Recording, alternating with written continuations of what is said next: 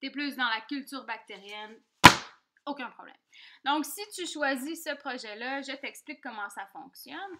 En fait, ce que je te propose, c'est d'utiliser des tranches de pain pour faire des cultures de bactéries et d'observer différentes variables, puis d'observer différentes cultures.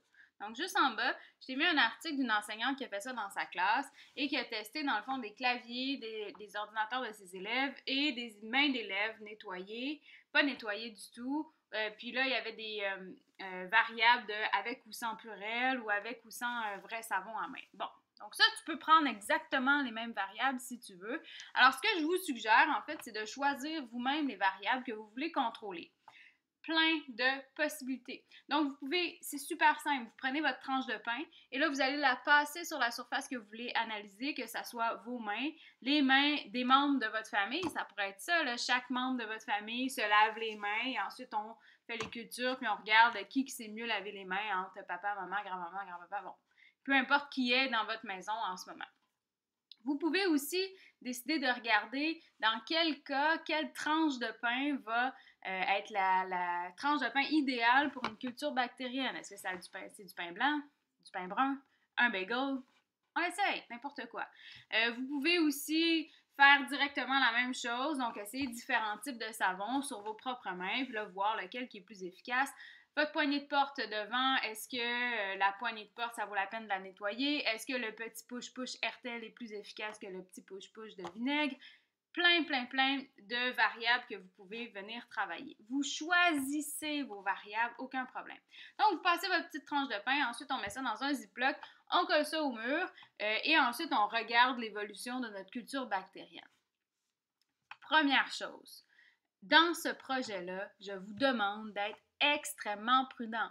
Donc, c'est pas le temps avec ce projet-là de se dire ah ouais, moi je vais aller passer ma tranche de pain sur la rampe de métro ou encore je vais aller passer ma tranche de pain sur l'endroit que je pense qui est le plus contaminé de la ville ou de mon quartier. Non, on ne fait pas ça, OK?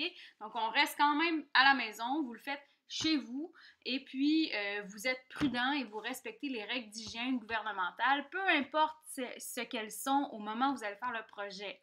Là, je vous en parle jeudi. Ça se pourrait que dès demain, il y ait des nouvelles règles. Vous appliquez là, ce qui est prescrit par le gouvernement. Ultra important. Deuxième chose, pour ceux qui se disent « Ah ouais, ça me tente, mais là, coronavirus, est-ce que je peux faire une culture de coronavirus sur ma tranche de pain? » Non, OK?